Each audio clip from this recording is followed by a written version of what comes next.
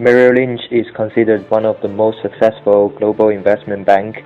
The main business of the company are retail brokerage, security trading, and wealth management service. The company has over 33,000 registered individuals in more than 3,100 branch offices. In 2012, Merrill Lynch generated revenues of over $13 billion. However, they had some significant issues during the year. One of the problems is money laundering. So, what is money laundering? Money laundering is an illegal action. The main purposes of anti-money laundering are to restrain terrorist activity and drug trafficking. As a registered broker-dealer in FINRA, Merrill Lynch is obligated to report transactions that involving over $5,000 which are deemed suspicious and had sufficient evidence to support the suspicion. As we can see, there are several internal management problems at Merrill Lynch, which are the AML flaws, the loophole of the EP procedure, and the incompetence of staff. Due to the deficiencies mentioned above, Merrill Lynch was unable to find out and investigate the suspicious activities, which may be concerned with laundering money. So, who would bear the responsibility for that sort of corporate governance failure? CTO of Merrill Lynch is the first senior executive comes to my mind. All the system errors would be blamed to him, the same as CFO and HR manager. After all, nothing was detected in their department as the suspicious events happened. Honestly, CEO would be responsible for everything occurred in the Merrill Lynch. As for the sin, the greater right here, the more responsibility is. Flaws in governance systems are main factors to lead to this failure. Guidelines for business conduct, which are used to be strict with all business conduct, are not perfect enough, so that many accounts were not monitored by the system.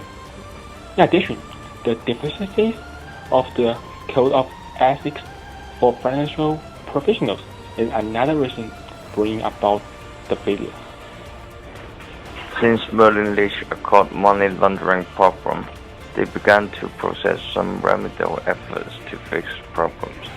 Merrill Lynch began to monitor of some certain accounts, such Mentor's retirement account and management account.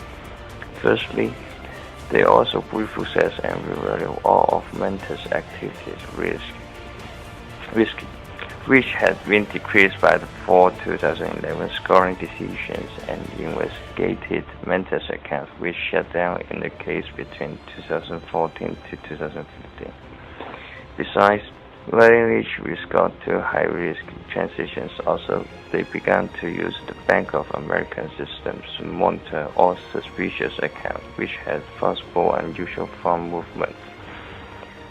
Besides, Merrill Lynch changed EP to be able to link account with customers' US dollars account and foreign currency accounts, and began to continue monitoring suspicious accounts risk factors, which is similar to SAR, so that it can be selected to do the investigation in 90 days.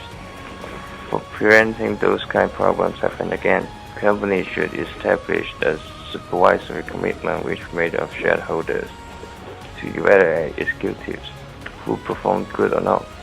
Besides, if executives' performance not well for a long time based on company running situation, so supervisory commitment can vote to change executives or not.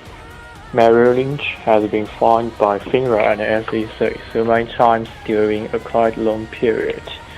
It is a large transnational corporation, which means it is complicated for the board of directors to master the corporation.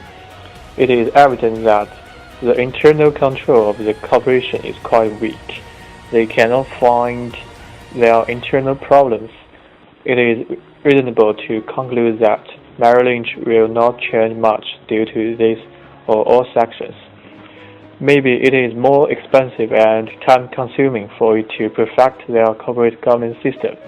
Hence, the penalties from FINRA and SEC are not huge enough to threaten Merrill Lynch to do some real and critical changes to their system.